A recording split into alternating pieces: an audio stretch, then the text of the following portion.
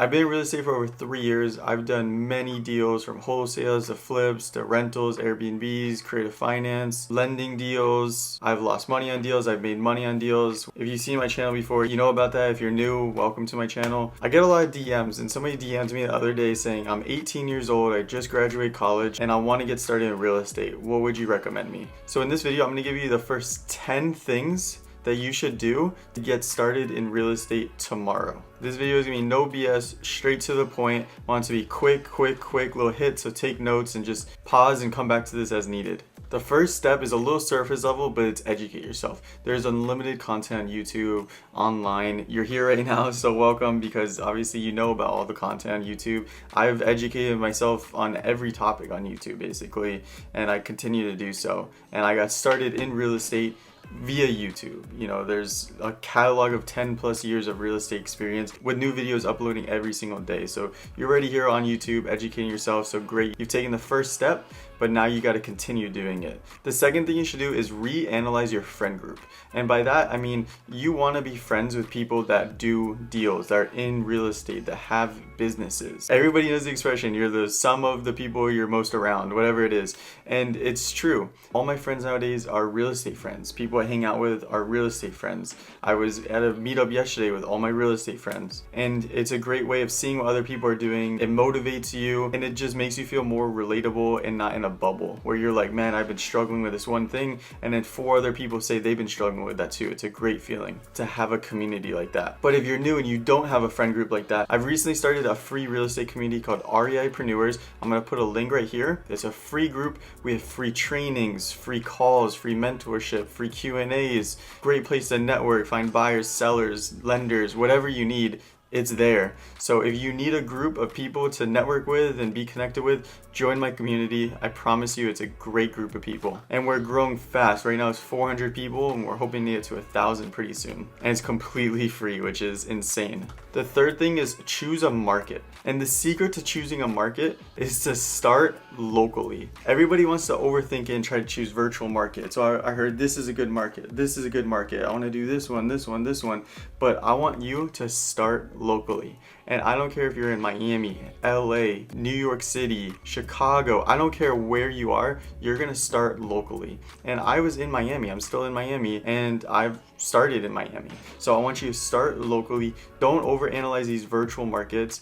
Do local deals. You can go to houses, you can see the houses, you can meet real buyers, you can network with people local and build local friends and get lunch with people. And there's so many benefits. And there's so many deals in your local neighborhood too. The fourth thing is invest in technologies. Everybody wants to cheap out on this part, but it's worth spending the $100, $200 to get technologies that will make your deal analyzing so much quicker. But you need to get the technologies depending on what you're looking to achieve. Where if you're looking to buy rental properties, that's different technologies than to wholesale, and that's different technologies than to be a realtor. So some examples of technologies that I use in my wholesale business are Skiptracing to Skiptrace, which I have an affiliate right here, PropStream, which is to analyze deals, which I have an affiliate right here, Batch Leads, which is to analyze deals, Pull List, which I have an affiliate right here. So check out my affiliates, shameless plug, but I get paid on them, and they also have discounts, so it's a win-win for everybody. Now, if you're looking to invest and build a portfolio, it's different technologies than looking to get deals. So a good technologies for rental portfolios would be something like Rentastic, which I'll have my affiliate right here, which will do your bookkeeping for you, so you don't have to do bookkeeping for your rental property,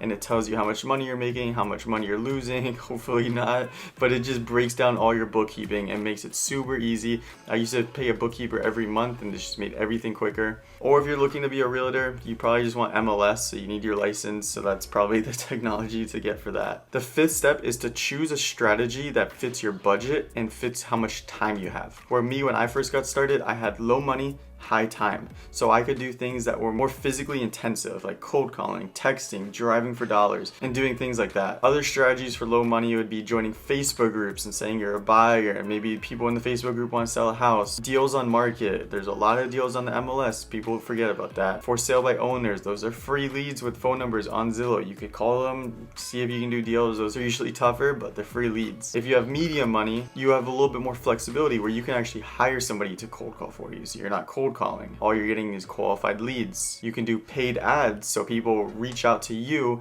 through your paid ads and say, I want to sell my house. They reach out to you, you call them and close them. Or you can do softwares where you pay for leads, where there's a lot of companies that do PPC and then they sell the leads. You could click on the lead, put it in your cart, and then purchase it. If you have a lot of money but low time, then you want to focus on completely different activities, which in my opinion, you probably shouldn't be wholesaling. If you have a lot of money and no time, you should be looking at buying deals. So you should be networking with wholesalers and saying, hey, I'll pay your assignment fees, send me good deals. You should be talking to realtors, send me your pocket listings. And you should be focusing on people and flipping and buying rentals and getting cash flow and whatever else you're looking to achieve. Because here's the thing with real estate, is it doesn't matter if you're a realtor, a wholesaler, a flipper, an investor, somebody not in real estate. Everybody wants the same thing, and that's cash flow. And even people that don't want cash flow want cash flow. Everybody wants cash flow. So might as well use your money to buy cash flow. Or if you just want to be a realtor, get your license. That's your strategy. Get your license, get some listings. Now you have the technology and the strategy. So what you're going to do next is you're going to get these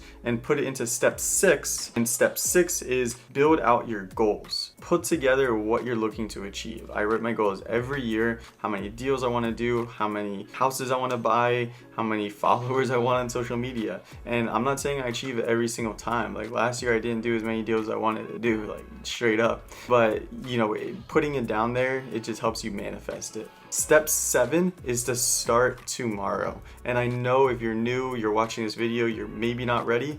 And I wasn't ready when I first got started.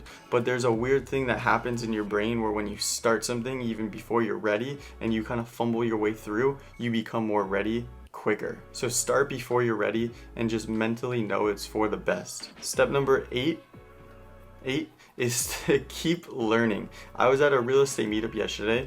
I go to real estate meetups, I mentioned that a couple times, and there's a dude there that does a lot of land deals. And I used to do land deals a couple of years ago. I stopped. I didn't think that people were really doing land deals still, and he's killing it with land deals. And he was telling me things that he's doing now that I'm like, man, I didn't even think about that. And now I'm like kind of thinking in my head, should I start doing land deals again? Like, should I get back into that? So when you go to these events, you meet people doing deals, you meet people doing things that you didn't think about.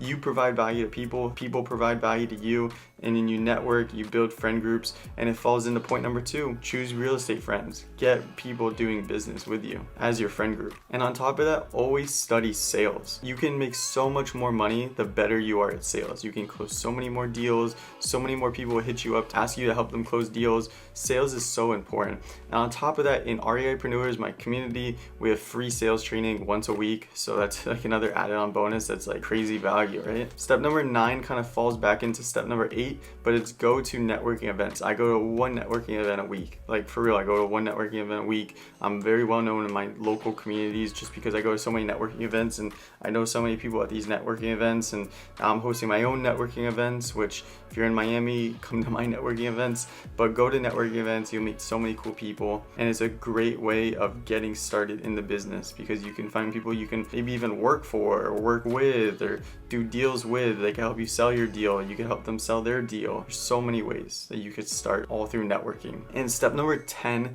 is more of a mindset step, and it's not as practical, but it's don't compare yourself to other people. It's so easy on social media to compare yourself. I do it all the time. Everybody does it. It's so easy, man. These people are killing it. Why am I not killing it? Man, this guy got started here. Why is he doing so much better than me? But you don't know deep down how well these people are doing. So don't compare yourself. Everybody low-key has their own demons and devils and struggles, and they're not posting about it. So don't get caught up in other people's stories and focus on yourself and focus on your own drive and your own entrepreneurship journey. I know this video didn't go as in-depth, so if you want an in-depth guide, check out this video that YouTube recommends, and also check out my channel where I go in-depth on wholesaling and telling you exactly how to get started and what to do. So check out those and see you in those videos.